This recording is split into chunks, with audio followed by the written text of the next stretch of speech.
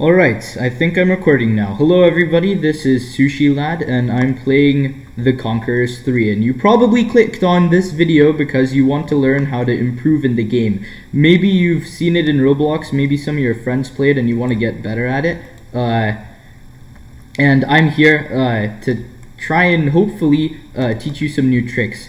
There's a lot of meta in this game, which is why I like it, and it's kind of hard to pick up at first. But once you get into the swing of things, you should be good. And I'm not claiming to be the best or even remotely good. Like, I am not amazing. But, you know, I think I'm decent because I've been playing for a while now. And, like, I fare quite well. I'm not like the level of some of these other YouTubers that are, like, able to 1v3 people and stuff like that. But you know, it is what it is. But the important part is that we're playing to have a good time, and we're also playing to win. So anyway, let me start with the first, with explaining how this game works. First of all, there are these crystals, right? They give you money, and the reason why you want money and build your economy, basically the first few minutes of the game, everybody's going to be rushing for these crystals to build their economy. And the reason why you want to do that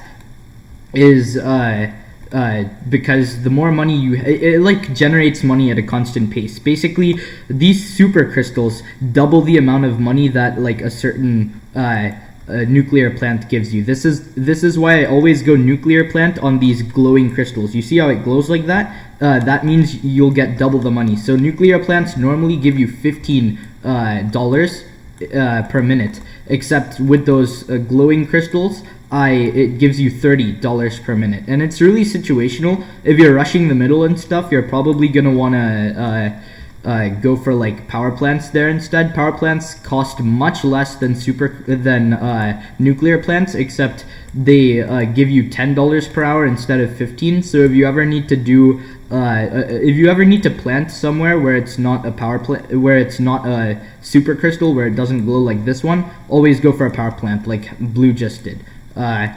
You're gonna want to secure the middle. That's basically your goal, and you're gonna want to secure the power crystals, the super crystals. Basically, if you maintain the super crystals, you'll be able to win. And I know we're talking a lot about super crystals, except they're super important for, like, I'd say the first 3 minutes of the game. Just rush to get them, and then as soon as you get some of those, and like let's say cash per minute, like at least 70, like how I have now, you could maybe put down a barracks. A barracks is $150 to make, so it's like, it's not too expensive compared to other things that you're gonna need later game. Except for early game, you're gonna want a barracks because you want to produce troops. Obviously, that's what it does. And different troops are good for different jobs. Right now, I'll go over like I could make this a series and go over different like strategies. It seems that our enemy isn't that good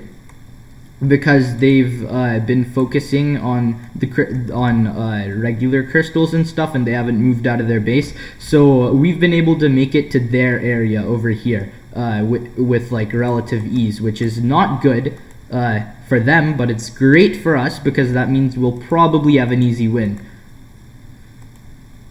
Now we're gonna want to, okay, purple is really carrying us right now, so we're gonna have to help him out here. He put down a barracks right here in the middle of their base, which is kind of scary because if it dies, it's going to be a huge waste of money for him. But that's okay because I have my construction soldier here, right? Basically, what these guys do, many of the buildings that you make, it has to be near another unit or a building. Well, actually, yeah, they always have to be near a building. Now, what you want to do is use these construction soldiers to your advantage by constructing like this, and then you can place your own buildings next to the construction yard because it counts as a building, and you can sell it for $0 later. Everybody spawns with a construction soldier, so you know. Okay, it seems, and repairmen are good for repairing buildings. That's what purple got to you know, stay alive. I put down a construction yard just in case. It seems that I don't need to use it. This should be good. Now, what we're gonna do is go barracks. People spam heavy soldiers and snipers, basically. Snipers have low health and low speed, except they can deal crazy amounts of damage. So always have like 1 or 2 snipers in your army. See, I've accumulated so much money because of the 100 cash per minute. It's solid for early game. We're only 4 minutes in, as you can see on the top right. Now, I'm gonna go heavy soldiers, maybe like, let's get 6. 1, 2, 3, 4, 5, 6. I think we've generated like a decent amount of heavy soldiers, and then we can start selling these light soldiers and scouts. Scouts are good because, you know, obviously you get to move. They're the fastest moving land unit. Well, no, actually Jeep is the fastest moving land unit, except you spawn with these guys, and Jeeps are kind of expensive because you need to put up a fort first, except that's for another day.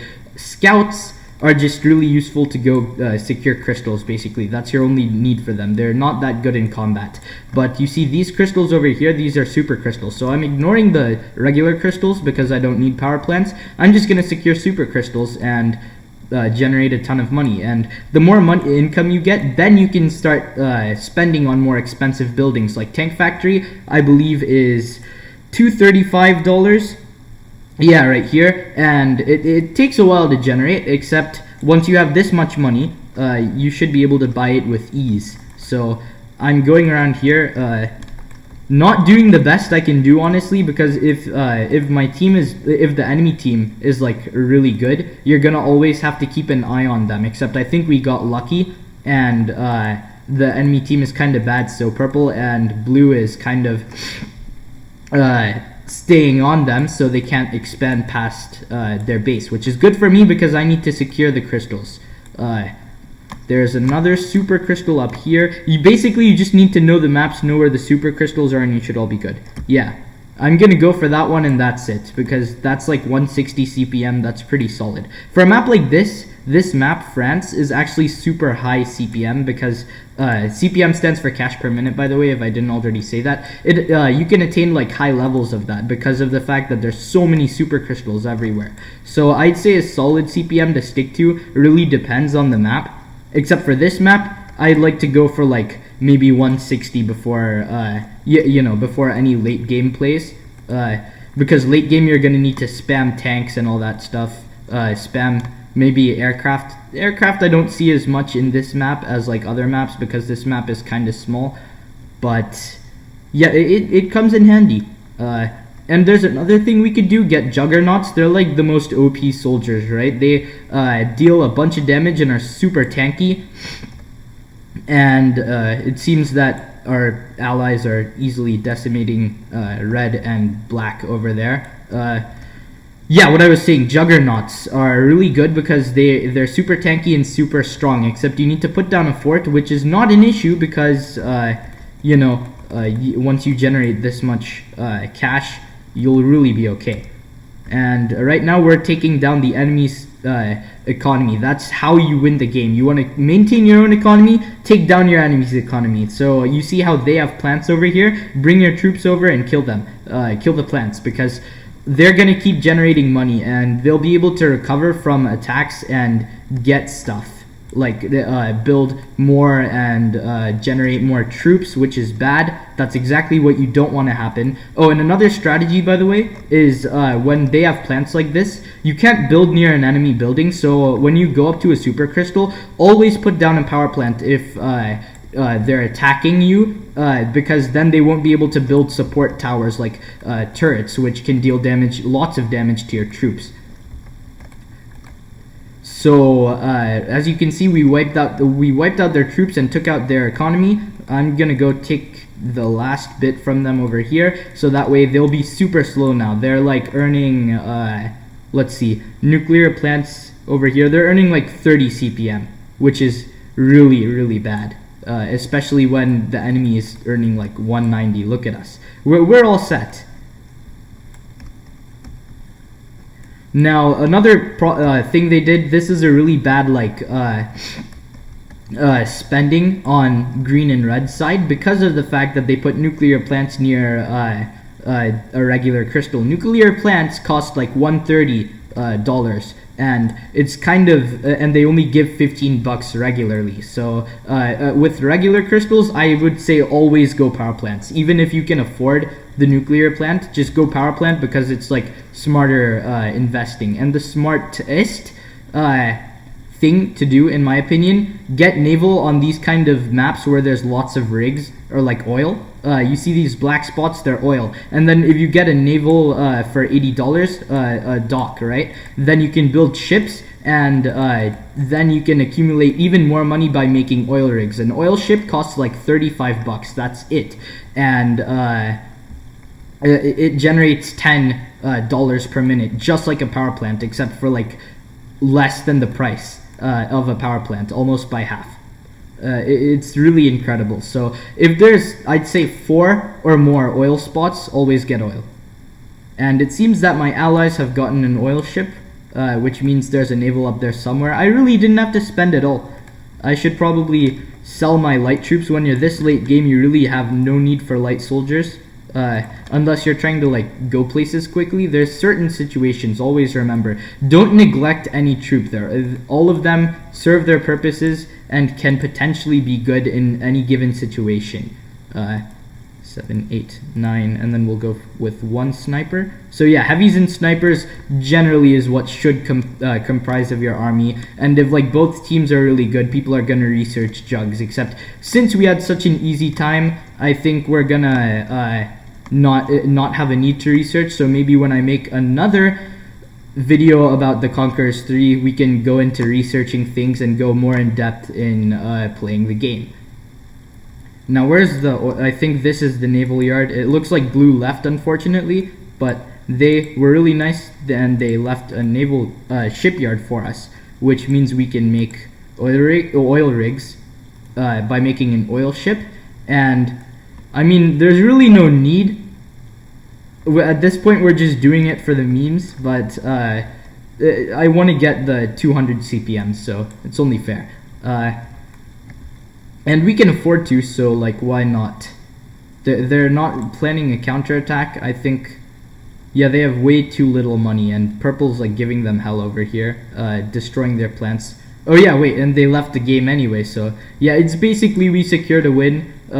This game, I know it looks like you just got a rush for the win, which is like partially true, but there's lots of strategy. If both teams are good, it often ends in a stalemate, and whoever is not only faster, but whoever is sneakier and like pulls off the better strategies. Like there's one situation where you have to build FOB, which stands for Forward Operating Base, and these are where you like place down your barracks. You notice that purple put down the barracks super aggressively at the enemy's territory instead of putting the barracks right next to his own base. That's because you want quick time for your troops to be able to reach enemy territory. Now, sometimes you're not always going to be able to be as aggressive as purple played. This was because our enemies were inexperienced. He was able to make a barracks right on their doorstep. Generally, you're going to want to make a forward operating base like somewhere over here in the center of the map, so that way you have quick access to all the crystals and you have quick access to your enemy's territory. So in order to make forward operating bases, you're basically just going to need a barracks, some troops there once you get the barracks going, and then to make it like more defensive, you could add more things like turrets if you're being attacked. But don't add turrets just for the heck of it, because that is bad spending. You're going to want to focus your efforts in accumulating troops and nuclear plants in the early game. And we're waiting for 20 minutes because you get skins every once 20 minutes is over, and the power plant, sorry, I'm tripping on my words. The enemy's like command centers, they're super buffed until the 20-minute mark because they don't want like wins to go too early in case the team was inexperienced like how they were today. So to give people an edge, they kind of super buff the crystals. I mean, not the crystals, the command centers, which is kind of sad, but you know, who cares? Waiting till the 20-minute mark is okay by me. So it looks like our ship has been done. What we're gonna, yeah, we made the rig. If you didn't see, press N to make things like make a oil ship or rig. You have to press N. Same thing with construction soldier. So I was talking earlier about forward operating bases. To make it even more defensible without needing turrets, you can place it in an impermeable location. By that I mean you could use a construction soldier and construct over here at like the foot of this hill, and then you could build your barracks up here where like they'd need to waste money on an airport just to attack, because you can't hit this area with land units because they're too far away. There's not enough range, except you're still in range for your construction yard to be able to build here, and it's a really good strategy. And you see like people who are better at the game usually do this. It's like one of the essential parts of building a forward operating base in metagaming, except Purple could afford to be really reckless this game, which I'm not calling him out for it or anything. This is actually good. What he played was correct, because if you have the opportunity, build your barracks in a place like this foothold. They can't go around it, so we've basically trapped the enemy over here. If they were still here, they would have to fight past the barracks in order to get access to any crystals aside from these two. So they'd be in a really bad position here. If I were them, I'd try and get like a navy, so that way I could get money from oil, except at this point there's literally nothing you can do. We're just waiting for their demise. So yeah, 5 more minutes to go, and I think we'll be able to attack by then. I should probably start making tanks. Tanks are a good secondary weapon, or not weapon, unit, and the reason why is because they're really bulky, and they deal lots of damage too, except the main reason why you want to use them is for their bulk. And I personally always get light tanks instead of heavy tanks, because you really don't have to care about the amount of damage that they put out, right? What you want to do is use them as like a shield for your troops. So you always send in your light tanks first. Make light tanks because they have the same amount of hit points as heavy tanks. So you want to send them in to like the buildings and the troops first. You got to send them into the command centers here, the light tanks, and then when they're focusing their attacks on the light tanks, you also send in your troops, so that way your troops can do a bunch of damage without getting like hit in return, because your troops are much more fragile compared to your tanks.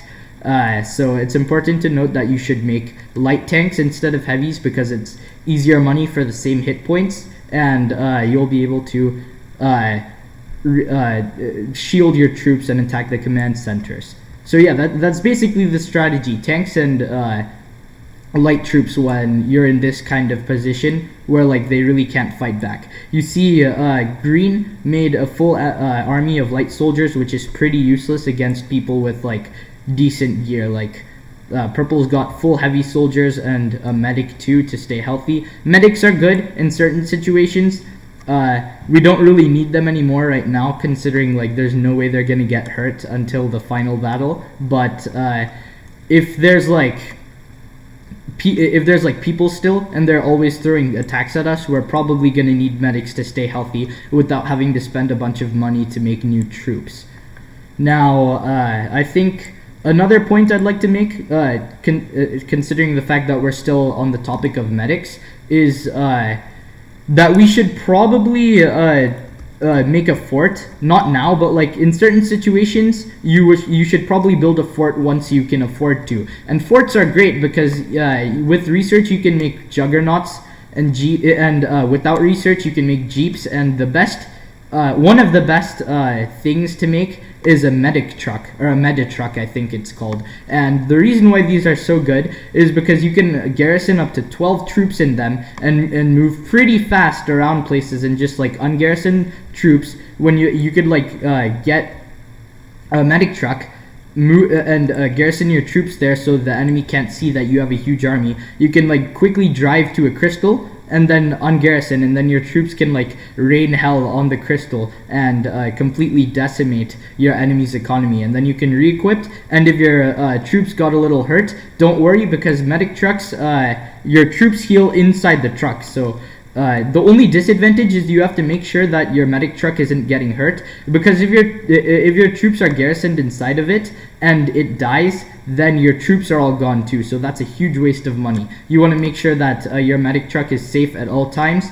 And if it is, you basically have a really good way of destroying your enemy's economy and a way of like constantly healing your troops. Okay, now it seems that we're almost at the 20-minute mark, so I think we'll get our armies ready. I'm going to get all my tanks. I have max tanks, and what you want to do, press F. These are actually hotkeys I should have gone over earlier. F is for formation, and if you hold the F key, you see my mouse has like this kind of like formation thing, which if I click, then my tanks and troops, I could do this with any unit, it gets into a formation, which is more neat, and you can like deal them a better amount of damage and like evenly distribute your damage output with these kind of formations.